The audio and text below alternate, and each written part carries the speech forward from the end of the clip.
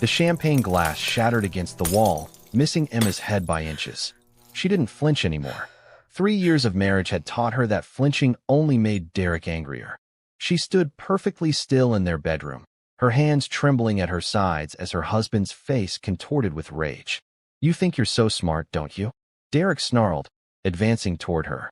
"Going behind my back, talking to your father about me? I just told him we were having some difficulties," Emma whispered, her voice barely audible. "Difficulties?" Derek laughed, the sound sharp and cruel. "The only difficulty here is you. You're pathetic.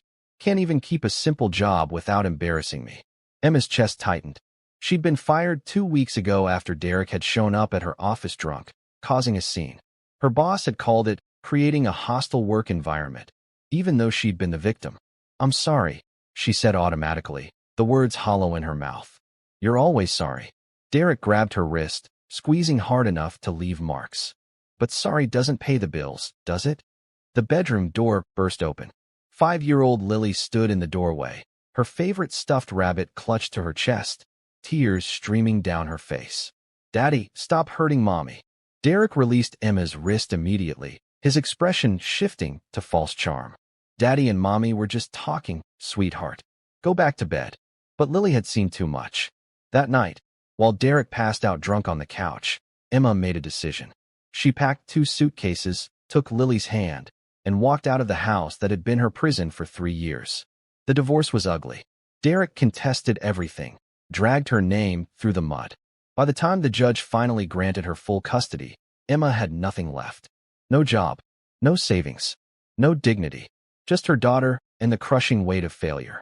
6 months later, she sat in a sterile hospital room where machines beeped rhythmically, monitoring her father's failing heart. Cancer had ravaged his body, spreading faster than the doctors had predicted. The oncologist's words echoed in Emma's mind.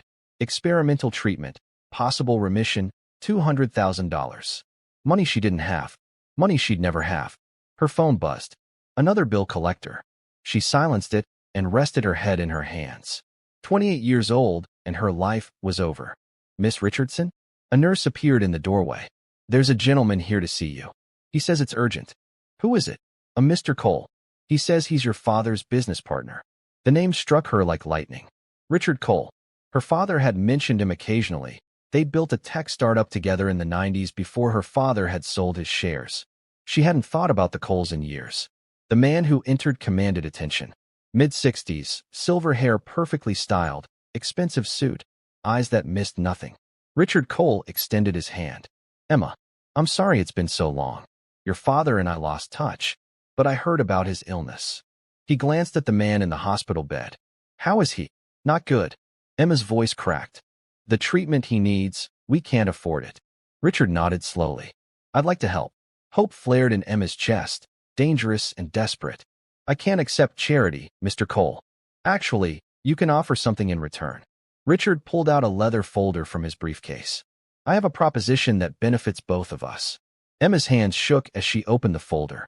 Inside was a contract, marriage agreement, 1-year minimum, financial compensation, medical expenses covered in full. "You want me to marry your son?" Emma looked up, certain she'd misunderstood. "My son is intent on marrying a woman who's using him for his money.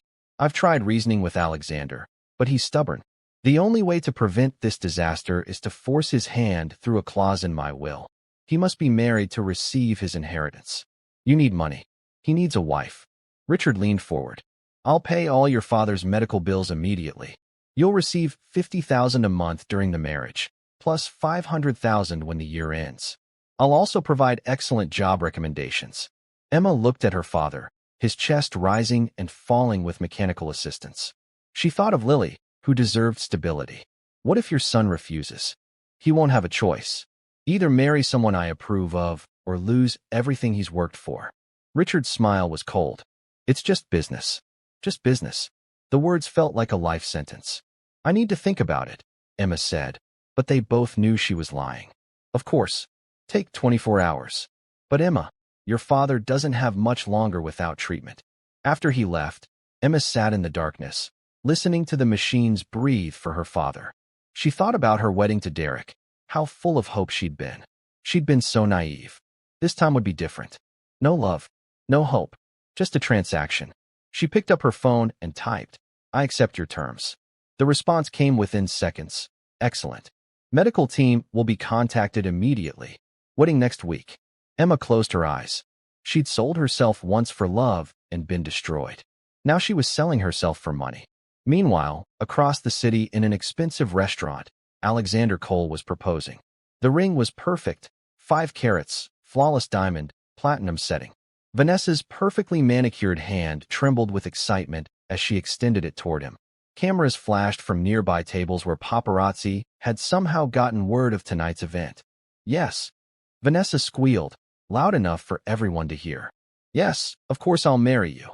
Alexander smiled, pulling her into a kiss that would be on every gossip site by morning. This was perfect. Everything was falling into place. His phone buzzed insistently. His father. Alexander ignored it, but the phone kept buzzing. Text after text. "Aren't you going to get that?" Vanessa pouted, admiring her ring in the light. Alexander sighed and checked his messages.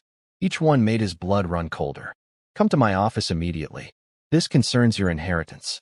Don't make me come find you." "I have to go," Alexander said abruptly, standing. "What? Now? We just got engaged." "I'll be back. Order whatever you want." He kissed her forehead and left before she could protest. 20 minutes later, Alexander stormed into his father's study without knocking. "What's so urgent that you had to ruin my engagement dinner?" Richard didn't look up from his desk. "Sit down, Alexander." "I don't want to sit." "Sit down." Alexander sat, jaw clenched. "I've been reviewing my will, and I've decided to add a provision. You will not inherit controlling shares of Cole Technologies unless you are married to someone I approve of." Alexander laughed. "You can't be serious. This is about Vanessa? I'm 32 years old, not 16. Then you'll do it without the company, without the inheritance, and without the trust fund supporting your lifestyle." Richard finally met his son's eyes. "I've watched that woman manipulate you for 2 years. She's a gold digger. She doesn't love you. You don't know her. I had her investigated. She has affairs with 3 other wealthy men, including your business rival, Thomas Bennett. She's playing you, son." Alexander's hands clenched into fists. "I don't believe you. I have photographs. Bank records showing deposits from Bennett's account to hers. Text messages." Richard slid a manila envelope across the desk. "Look for yourself." Alexander didn't touch it. He couldn't. If he looked, if it was true, everything would shatter. "This is about control," Alexander said coldly. "This is about protecting you from a catastrophic mistake." Richard leaned back. "I've already arranged an alternative. You'll marry Emma Richardson, daughter of my former business partner. She's a good woman who needs help. It's perfect. Arranged marriage? Are you insane?" Alexander shot to his feet. "I'm marrying Vanessa, and you can't stop me. Try me. The lawyers have already drawn up the papers. Marry Vanessa, and you'll be disinherited. Every share of Cole Technologies will go to charity. The board will vote you out as CEO within the month." Richard's voice was granite. "Or marry Emma. Honor the agreement for 1 year, and everything stays as it is." Alexander stared at his father, hatred and helplessness warring in his chest. "You can't do this." "I already have. The wedding is scheduled for next Saturday. Emma has already agreed." Richard opened a file. "Here's her information. I suggest you meet her before the ceremony." "I won't do this." "Then walk. But do it knowing you're throwing away everything over a woman who's sleeping with your competitor." Alexander grabbed the manila envelope and stormed out. In his car, hands shaking with rage, he finally opened it. The photographs were damning. Vanessa entering Bennett's penthouse at midnight. Vanessa wearing jewelry Alexander hadn't bought. Bank statements showing thousands in deposits. Text messages, "He proposed tonight. 3 more months, and I'll have access to everything." Alexander's world collapsed. He sat in his car and felt something inside him break. He'd been such a fool. All of it, every smile, every kiss, every whispered, "I love you," had been a performance. His phone buzzed. "Vanessa, where are you?" "I'm waiting at your place." Alexander deleted the message. Then he blocked her number. He looked at the other file. Emma Richardson, 28, divorced, mother of a 5-year-old, former marketing executive, currently unemployed. Her photo showed a woman with tired eyes and a cautious smile. She looked ordinary, forgettable, broken, perfect. They could have a business arrangement and both get what they needed. No messy emotions. No betrayals. Just a contract with an expiration date. Alexander drove to the address listed in the file. Emma's apartment was in a neighborhood that had seen better days. The building was old but clean. He knocked on apartment 3B and waited. The woman who answered looked even more exhausted than her photograph suggested. She wore old jeans and a faded t-shirt, her hair in a messy ponytail. Behind her, a small girl peeked out curiously. Alexander Cole, I assume? Emma's voice was flat, guarded. We need to talk. Alexander didn't wait for an invitation, pushing past her into the apartment. It was small but spotlessly clean. Toys were organized in bins. The furniture was old but well-maintained. Lily, go to your room, sweetie, Emma said gently to the little girl. But Mommy. Now please. The child disappeared down the hallway, glancing back at Alexander with suspicious eyes. Emma crossed her arms. Your father said you'd be informed. Informed? Is that what we're calling this? I was blackmailed. Alexander prowled around the tiny living room. Let's be clear. This marriage is a business arrangement. Nothing more. I don't love you. I won't love you. We'll share a living space for appearance's sake, but that's where it ends. Emma's jaw tightened. I didn't ask for this either. My father is paying you $500,000 to marry me. That's exactly asking for it. He's paying me to save my father's life. Emma shot back, her eyes flashing with anger. I'm not some gold digger. I'm a mother trying to keep her child's grandfather alive. Alexander stopped pacing. Then we understand each other. This is a transaction. You get your money. I keep my company. We endure 12 months of inconvenience, then go our separate ways. Fine. I won't pretend to care about you or your daughter. I won't play happy family. You'll be a roommate with a ring. Alexander moved toward the door. The wedding is Saturday. Don't be late. Wait. Emma's voice stopped him. Your father said we'd be living together. Where? My penthouse. Downtown. I'll have rooms prepared for you and the child. Stay out of my way, and I'll stay out of yours. Alexander opened the door, then paused. And Emma? Don't expect anything from me. I'm not interested in being anyone's hero. After he left, Emma sank onto her threadbare couch, trembling. The man was cold, arrogant, and clearly furious. This was going to be worse than she'd imagined. From the hallway, Lily's small voice called out, Mommy? Is that man going to be my new daddy? Emma closed her eyes against the tears. No, baby. He's just someone Mommy has to help for a little while. He seems mean. I know, sweetheart. I know. The wedding was held in a judge's chambers with only Richard Cole and his lawyer as witnesses. Emma wore a simple cream dress from a thrift store. Alexander wore a suit that cost more than 6 months of her former salary. They spoke their vows in monotone voices, neither looking at the other. When the judge pronounced them husband and wife, Alexander didn't kiss her. He simply signed the marriage certificate and left the room without a word. Richard approached her as Alexander disappeared. I've transferred the first payment to your account. Your father's treatment begins tomorrow. Thank you. Emma's voice was hollow. Give him time. My son is hurting right now. Emma doubted that, but she nodded politely. Moving into Alexander's penthouse felt like entering a museum. Everything was expensive, modern, and cold. Glass and steel and marble surfaces. The view from the floor-to-ceiling windows was stunning. The entire city spread out below.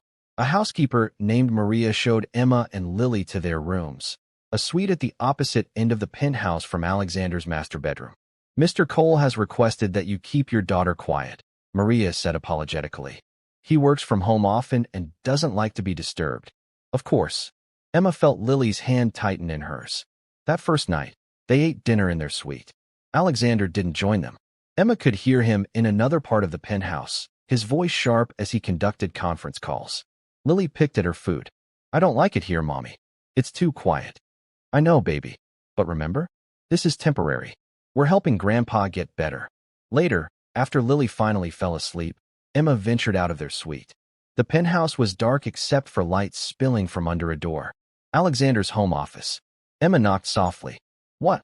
His voice was sharp, irritated. Emma opened the door. Alexander sat behind a massive desk, multiple monitors displaying code and financial reports. He didn't look up. I wanted to discuss schedules, meals, space sharing. There are no rules. You stay in your wing. I stay in mine. We avoid each other. Alexander finally glanced up, his expression cold. Was there anything else? Your father said we'd need to make public appearances occasionally. for the arrangement to look legitimate. Then we'll attend them. We'll smile for cameras. We'll play our roles. Alexander returned to his screen. Now if you'll excuse me, I have actual work. Emma left without another word. This was going to be a very long year. The first 2 weeks were tense, but uneventful. Emma and Lily kept to their routine. Breakfast in their suite, afternoons at the hospital, evenings spent quietly. Alexander was like a ghost, leaving early and returning late. They sometimes went days without seeing each other. Emma's father responded well to treatment. Color returned to his cheeks. The doctors were cautiously optimistic. "This man you married," her father said during one visit, "Richard's son. He's treating you well." Emma forced a smile. "Yes, Dad. Everything's fine." Her father studied her face. "You don't love him. It's complicated." "Emma, what did you do? What arrangement did you make?" "Nothing bad, I promise. Just rest. Focus on getting better." But guilt gnawed at her. Her father wouldn't approve if he knew the truth. The peace shattered on a Friday night 2 weeks into the marriage.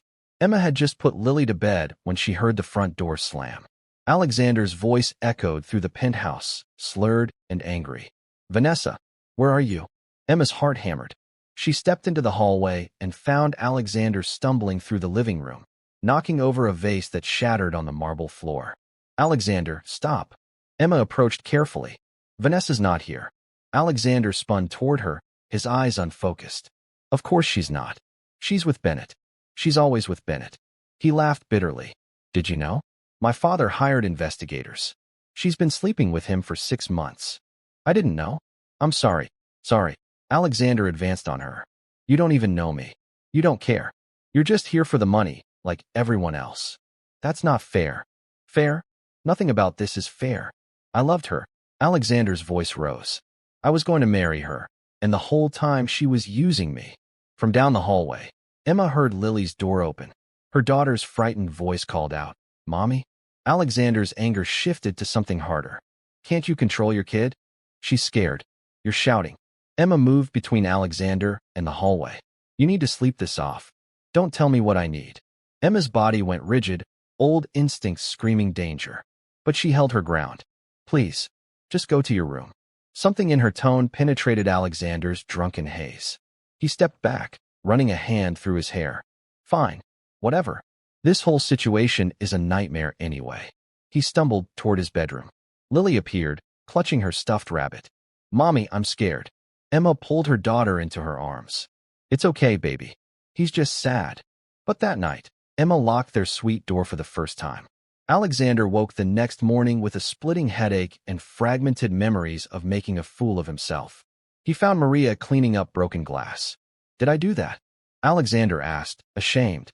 "Yes, sir. Around midnight." "Where's Emma?" "She and Miss Lily left early. They'll be at the hospital all day." Alexander spent the day trying to work, but couldn't focus. Every time he closed his eyes, he saw Vanessa with Bennett. Heard her fake voice telling him she loved him. Years of his life wasted. When Emma and Lily returned that evening, Alexander was waiting in the living room. Lily saw him and immediately hid behind her mother's legs. "I need to apologize," Alexander said. "Last night I was drunk and angry, and I took it out on you. That was inexcusable. It won't happen again." Emma's expression was guarded. "You scared my daughter." "I know. I'm sorry." Alexander crouched down to Lily's eye level, though the little girl remained hidden. "I'm sorry for scaring you, Lily. That was very wrong." No response. Just small hands clutching Emma's jeans. Alexander stood. "I'll stay out of your way. I promise." "That would be best," Emma said coldly.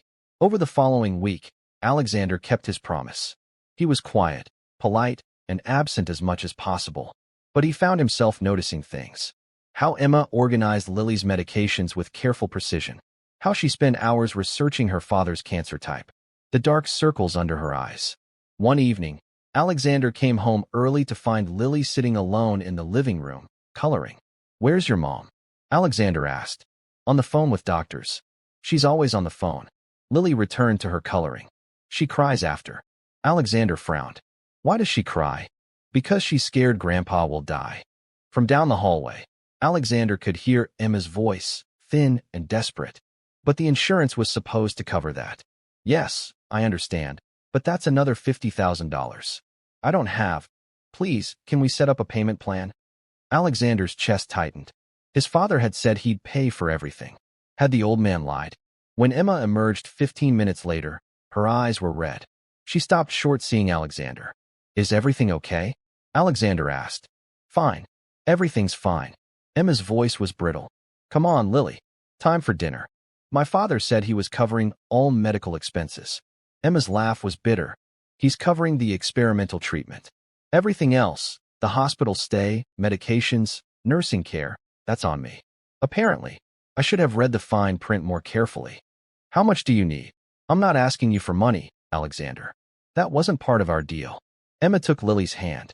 "I'll figure it out." But Alexander's mind was already working. His father had manipulated both of them, ensuring Emma would be trapped by debt. The realization made him angry.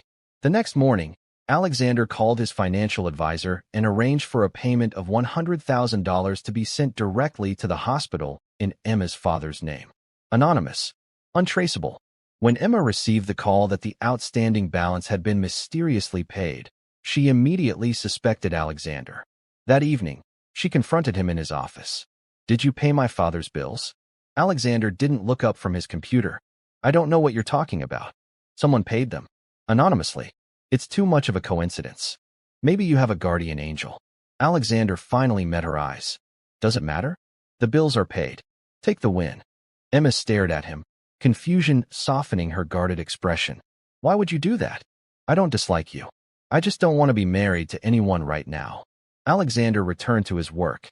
"And maybe I'm tired of watching my father manipulate people." Emma stood in the doorway for a long moment. "Thank you," she finally said quietly.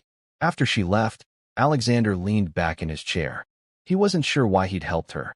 Maybe because she reminded him of himself, trapped in a situation not of her making. Or maybe because, despite everything, she hadn't once complained or blamed him. The charity gala was their first public appearance as a married couple. Emma wore a simple black dress, nervous about fitting in.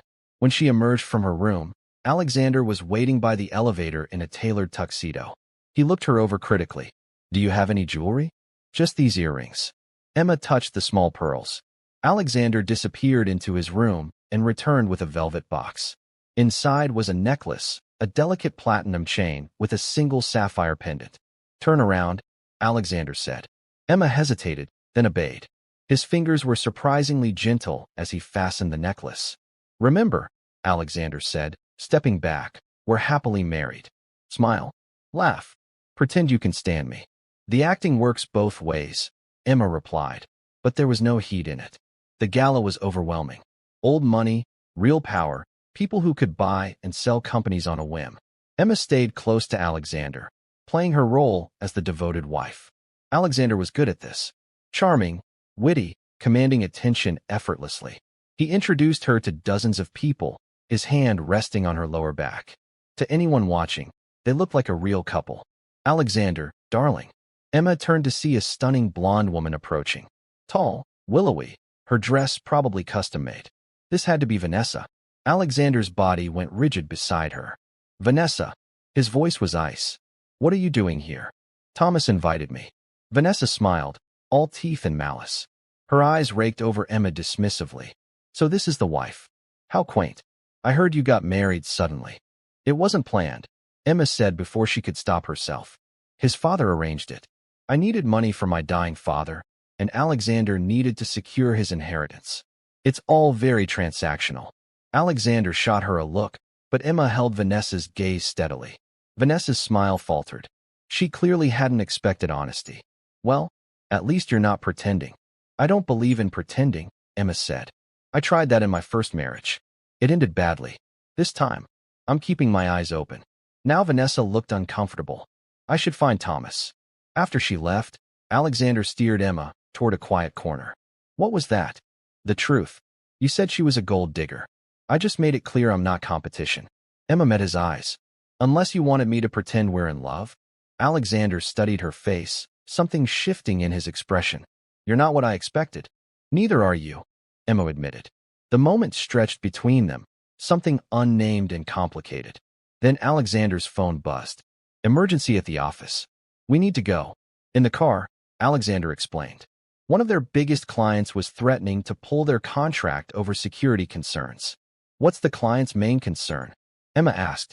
Data privacy. They think our encryption isn't strong enough.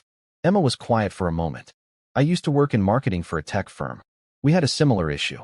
The problem wasn't the encryption, it was the messaging. They didn't understand what we were offering. Alexander glanced at her. What do you mean? You're talking technical language. But what they care about is reputation. They need to know that if something goes wrong, it won't blow back on them. Emma pulled out her phone. Do you have the presentation? Alexander sent it to her. Emma spent the drive reviewing it, making notes. This is all about features, she said finally. But what they want is outcomes. I could rewrite this. You do that? Emma shrugged. I miss working. I miss feeling useful. That night, Emma worked on the presentation while Alexander reviewed contracts. Around midnight, she emerged and found him still in his office. Here, she handed him a tablet with the revised presentation. I focused on case studies, testimonials, crisis management protocols. The encryption details are there, but now there's supporting evidence. Alexander read through it slowly. Then he looked up at her. This is brilliant. How did you? I told you. I used to be good at my job. Emma's smile was sad. Before my ex convinced me otherwise. He was wrong. Alexander stood. Emma, this could save the account. I have a presentation tomorrow. Would you help me practice? They stayed up until 3 in the morning, Emma coaching Alexander on delivery, on reading the room, on addressing concerns before they were raised. She was sharp, insightful, completely in her element. The presentation the next day was a triumph. The client signed a 5-year extension on the spot. Alexander returned to the penthouse that evening with champagne and takeout. We're celebrating, he announced, finding Emma and Lily in the living room. Emma looked surprised. You saved a $50 million account. That deserves celebration. Alexander set down the food. I'm serious, Emma. I want to hire you. Officially. As a consultant for Cole Technologies. I don't think that's a good idea. Why not? You're brilliant at this. You could work from home, set your own hours, be available for Lily and your father. Alexander opened the champagne. I'm offering you a real job, Emma. Take it or don't, but stop acting like you don't deserve it. Emma stared at the champagne glass he offered. Slowly, she took it. $60,000 a year. Standard benefits. Flexible hours. Deal. Alexander clinked his glass against hers. Lily looked between them. Are you guys friends now? Alexander and Emma exchanged glances. Maybe, Alexander said carefully. Over the next month, Emma revolutionized Cole Technologies' client communications. She developed new marketing strategies, brought in 2 additional major accounts. Alexander found himself looking forward to their strategy meetings, to the way her mind worked through problems. He also found himself noticing other things. How Emma always made sure Lily did her homework before playing. How she visited her father every single day. How she never bought anything for herself. She was kind. Genuinely kind in a way that seemed impossible for someone who'd been through what she had. One evening, Alexander came home to find Emma crying in the kitchen. Not quiet tears, but deep, body-shaking sobs. What happened? Alexander demanded. Is it your father? No. Emma wiped her face roughly. Sorry. It's stupid. Emma. She laughed bitterly. Lily's school is having a father-daughter dance next week. She asked if her daddy could take her. But Derek won't return my calls, and even if he did, I wouldn't let him near her. Alexander's chest tightened. I could take her. Emma looked up, startled. What? I could take Lily to the dance. If you're comfortable with that. Alexander shifted uncomfortably. I'm not her father, but maybe it's better than her missing it. Emma stared at him for a long moment. Why would you do that? Because no kid should feel left out. Alexander's voice was rough. And despite how this started, I don't want Lily hurt by it. Emma's eyes filled with fresh tears. Okay, if you're sure. The night of the dance, Alexander picked up Lily wearing a suit and carrying a corsage. Lily's face lit up. Mr. Alexander, you look so handsome. You look beautiful, Alexander said, and meant it. At the dance, Alexander stumbled through a waltz, let Lily stand on his shoes for the slow songs, bought her 3 desserts. By the end, Lily was chattering nonstop. This was the best night ever. That night, after Lily was asleep, Emma found Alexander on the balcony. Thank you, she said quietly. You have no idea what that meant to her. It wasn't a hardship. She's a good kid. Alexander paused. You've done an amazing job raising her. Emma leaned against the railing. Some days I'm not sure I'm doing any of it right. You're doing fine. They stood in comfortable silence, the city lights twinkling below them. Something had shifted between them. They weren't enemies anymore. Weren't strangers. They were becoming something else. The complication exploded 2 weeks later when Derek showed up drunk at the penthouse demanding to see his daughter. Emma heard the shouting from her suite and rushed out to find Derek in the living room, swaying on his feet, while Maria tried to escort him out. There's my ex-wife, Derek slurred. Living in luxury while I'm stuck in a dump. How much is he paying you? You need to leave, Emma said, trying to keep her voice steady. Now. I'm not leaving without my daughter. I have rights. Derek lunged toward the hallway. Emma blocked him. You're drunk. You're not going anywhere near Lily. Derek grabbed her arm, squeezing hard. Don't tell me what I can't do.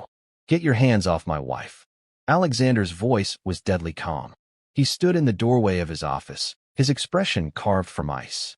Derek released Emma, but didn't back down. Your wife? This is a sham. Everyone knows it. You have supervised visitation rights only, which you violated multiple times. Emma has full legal custody. If you ever touch her again, I'll have you arrested for assault. You think you're so much better than me? Derek stepped closer, aggressive. The difference is I'm not a violent drunk who terrorizes women and children. Alexander's voice was still calm, but there was steel underneath.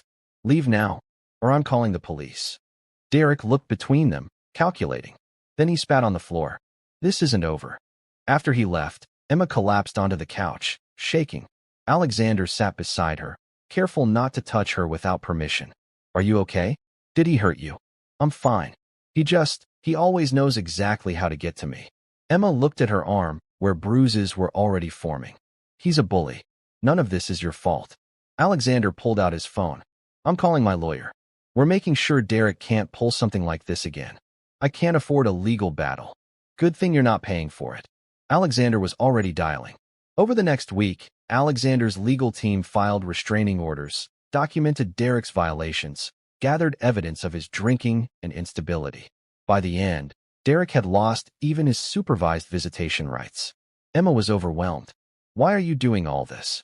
Alexander looked at her steadily. Because you and Lily deserve to feel safe. The admission hung between them. That night marked a shift. Alexander started joining Emma and Lily for dinner. He helped with homework. He asked about Emma's day, her father's progress. They became something neither had names for. Not quite friends, more than business partners, definitely not lovers, but not strangers either. 2 months before their arrangement was set to end, Emma's father took a turn for the worse. The cancer had spread despite treatment. The doctors gave him weeks, maybe days. Emma spent every waking hour at the hospital. Alexander took over Lily's care without being asked, bringing her to see her grandfather when Emma thought she could handle it. He held Emma when she cried. He made sure she ate, slept. When Emma's father died on a Tuesday morning, Alexander was there. He held her hand during those last moments, stood beside her at the funeral, delivered a eulogy because Emma had been too grief-stricken. After the funeral, Emma barely functioned. She went through the motions, taking care of Lily, showing up for work, but the light had gone out of her eyes. Alexander found her one night on the balcony, staring at nothing. He was all I had, Emma whispered. My mom died when I was 10. My father raised me alone, gave me everything. You gave him 2 extra years. Good years where he got to see his granddaughter grow up. Alexander hesitated, then pulled her into his arms. You're not alone anymore. Emma clung to him, crying into his shirt. Alexander held her until her sobs quieted, until she fell asleep against his chest. He carried her to her bedroom and tucked her in. He was in love with her. Completely, irrevocably in love with his fake wife. And in 6 weeks, their arrangement would end. The realization sent him into a panic. Emma would take her settlement money and leave. She'd rebuild her life somewhere else. He'd never see her or Lily again. The thought was unbearable. But what could he offer her? A real marriage to a man who'd treated her coldly for months? Emma deserved better. Alexander threw himself into work, trying to ignore the countdown. Emma, slowly emerging from her grief, seemed to be doing the same. They were cordial, professional, but something had shifted. They no longer had their late-night strategy sessions. Emma stopped joining him for meals. 3 weeks before their anniversary, Alexander's father had a stroke.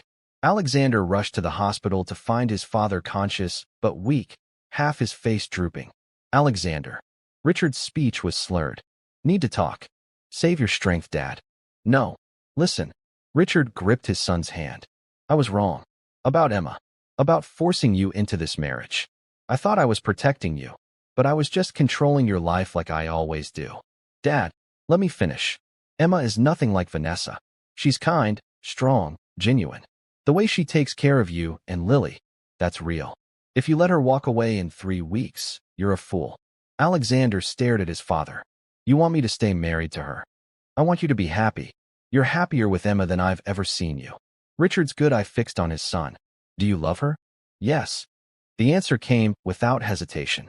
But I don't know if she feels the same way. And I don't know how to tell her without making her feel trapped. Then don't trap her. Give her a choice. A real choice. Richard closed his eyes, exhausted. Tell her the truth. Let her decide. Alexander sat with his father until visiting hours ended, his mind racing. He could tell Emma how he felt, risk everything. Or he could let her leave, honor their arrangement, and spend the rest of his life wondering.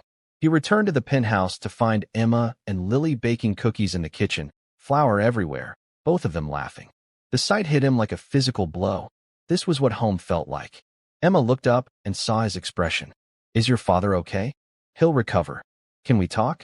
After Lily's asleep? Emma's smile faded. Of course. That night, Alexander paced the living room, rehearsing speeches. When Emma finally emerged, he still had no idea what to say. Is this about the arrangement ending? Emma asked quietly. I've been meaning to talk to you about that. I've found an apartment. Small but nice. I'll be out by the end of the month. What if I don't want you to leave? Emma froze. What? What if I asked you to stay? Not because of the arrangement. Because I want it. Alexander forced himself to meet her eyes. I'm in love with you, Emma. Completely in love with you. I know I have no right to ask after how I treated you at the beginning, but I'm asking anyway. Stay? Be my wife. For real this time. Emma's face went pale. Alexander. You don't have to answer now. I just needed you to know. I don't want a divorce. I don't want you to leave. I want to build a life with you and Lily. I want to be the father she deserves. Alexander's voice cracked. But only if that's what you want too. I won't trap you. If you want to leave, I'll help you. But please, Emma, tell me there's a chance you feel the same way. Emma sank onto the couch, her hands shaking. I don't know what I feel. This year has been so confusing. I know, and I'm sorry for that.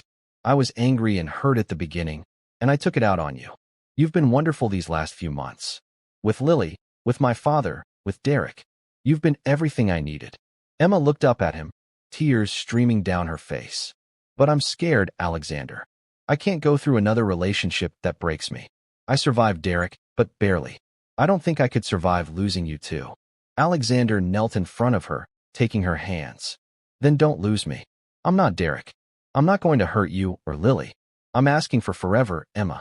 Not a year. Forever. How do you know? How can anyone know that? Emma's voice was desperate. I thought Derek loved me. He promised forever too. Because I've seen who you are when things are hard. I've seen you exhausted, grieving, terrified, and you've never once been anything less than extraordinary. Because you make me want to be a better man. Alexander squeezed her hands. I can't promise I'll be perfect, but I can promise I will never hurt you the way he did. I will spend every single day earning your trust. Emma sobbed, pulling her hands free to cover her face. I want to believe you. Then do.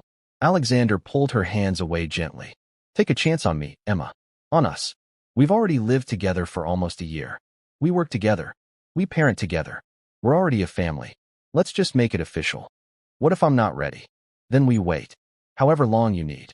I'm not going anywhere. Alexander wiped tears from her cheeks. But Emma, you are not damaged. You are not worthless. You deserve to be loved the way I love you. Completely, unconditionally.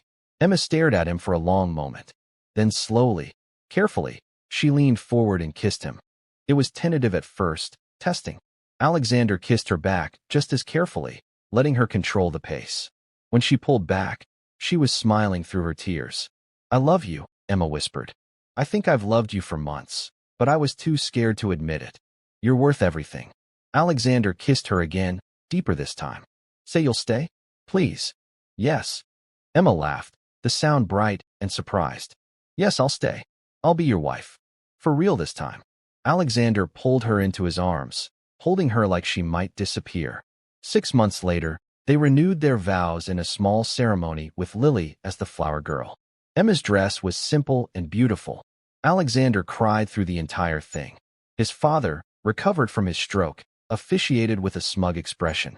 Lily stood between them during the ceremony, holding both their hands.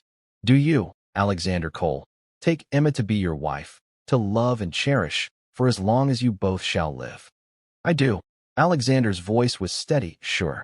And do you, Emma Cole, take Alexander to be your husband, to love and cherish, for as long as you both shall live? Emma looked at Alexander, at Lily, at the future stretching before them. I do. When they kissed, Lily cheered loudly enough to make everyone laugh. That night, after Lily was asleep, Emma and Alexander stood on their balcony, watching the city lights. Do you ever think about how we started? Emma asked. I think about how close I came to losing you. Alexander wrapped his arms around her waist from behind. How much time we wasted being stubborn. It wasn't wasted. We had to become friends before we could be anything else. Emma leaned back against him. And now we get forever.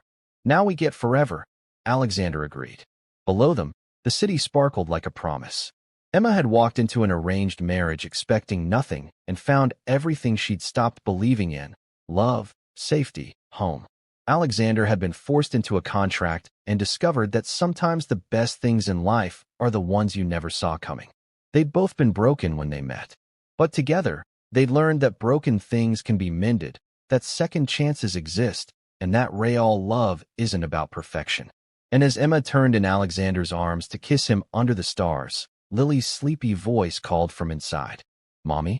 Daddy? Can I have water? Daddy. Alexander grinned, the word filling him with warmth. I'll get it. Emma watched him go, her heart full. This was her family. Her real family. The one she'd built from pain and contracts and desperate choices. This was home. Finally, completely home. If you love this story of second chances and healing, please hit that subscribe button so you don't miss our next emotional journey. Drop a comment below telling us what moment touched your heart the most. Was it the father-daughter dance or the vow renewal? And smash that like button if you believe broken hearts can find their way back to love. Your support means everything and helps us bring you more stories like this one. Thank you for watching, and remember, it's never too late for a new beginning.